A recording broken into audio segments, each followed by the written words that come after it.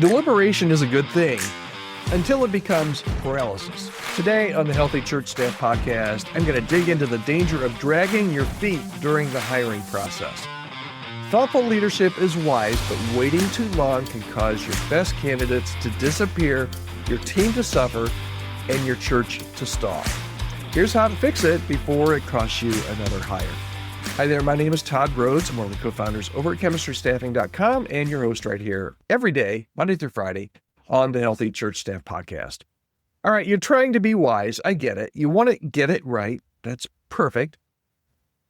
So you slow down the hiring process until you slow it down so much that your top candidate moves on and your team gets frustrated because you haven't hired anybody and your open role becomes a revolving door. Today, we're going to talk about the real costs of dragging your feet when it comes to hiring, especially the way things are right now, which is it's very much a candidate's market. There are many more churches that are hiring than there are candidates that are looking for roles. So you can't really afford to drag your feet. So let's talk about that. Let's unpack some things today, and hopefully this will be helpful for you. First of all, thoughtfulness is not the same as progress, okay? So taking time to pray and discuss and evaluate, that is smart, okay? But endless meetings, circular conversations, decision delays, that's not discernment. That's indecision with a halo, okay? You paint some spiritual language on it. You paint that turd, but you're not going to make a decision because you're scared to make a decision, okay? So thoughtfulness is not the same as progress. Churches sometimes make the mistake of hiring very slowly for spiritual maturity.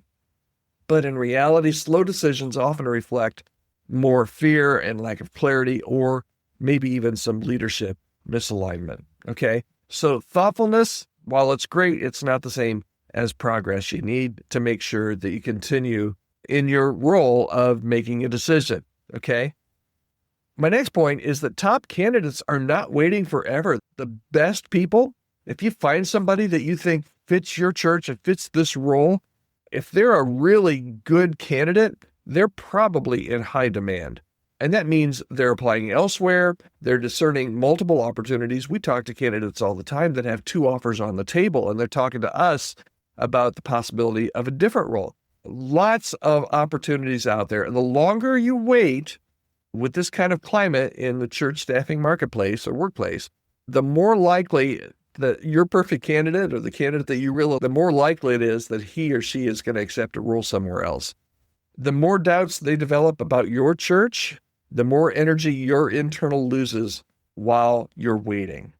Okay? So clarity and communications go a long way. Even just letting a candidate know your timeline and sticking to it, that makes a big difference. So you have to communicate, but you need to keep in the back of your head that top candidates, once you find a top candidate, you need to move because they are not going to wait around forever. And this is different. If you've not hired for a few years, this is different than it used to be just because of the current climate in hiring in churches. Okay, so how do you decide to move faster and yet not rush it? Okay, it's a fine line sometimes. How do you decide to move faster but not rush it? All right, so build a clear decision-making framework. Who's even involved in the hiring decisions? If you don't know that, it's going to create a lag, okay? So answer these questions. Who's involved in the hiring decision? What questions must be answered before you hire? Maybe you've had 2 interviews. Some churches, you're like on your 4th interview and you still can't make the decision. What do you need to know that you don't know? What questions must be answered before you hire? You got to answer that question. And how long should each step take? You need to have that mapped out beforehand, and you need to move things through as quickly as you can. Use deadlines as tools, not pressure points. Keep your communication flowing with both your internal team and your candidates. If things break down and timelines that were promised all of a sudden get longer, you will lose candidates. So decide with prayerful confidence, not reactionary panic or fear-based delay. Okay? So here's the bottom line for today. Here's the final thought. Discernment doesn't mean that you're dragging your feet. The longer you hesitate, the more likely you are to miss the right person. So I don't want you to rush. And we always tell churches when we take them candidates from chemistry staffing, we don't want you to rush, but we want you to be intentional. Once you've got a fish on the hook, you don't just put the pole down and go eat your picnic lunch. Once you have a candidate that's interested, you're going to try and do the best you can to get the fish, okay? That means discernment. That means great communication. And it means moving the ball down the field regularly. Don't let this get away from you. You need to continue. Once you find the right person, you need to continue to try and figure out whether or not you're going to actually hire them or let them go. All right. I hope this has been helpful to you, because I know this is something that comes up a lot of times when we talk to churches is, okay, so what should our process look like? How long should this take once we have a candidate? How do we know that we are doing the right thing so that we don't lose candidates? One of the biggest ways you lose candidates is by taking your time or dragging your feet.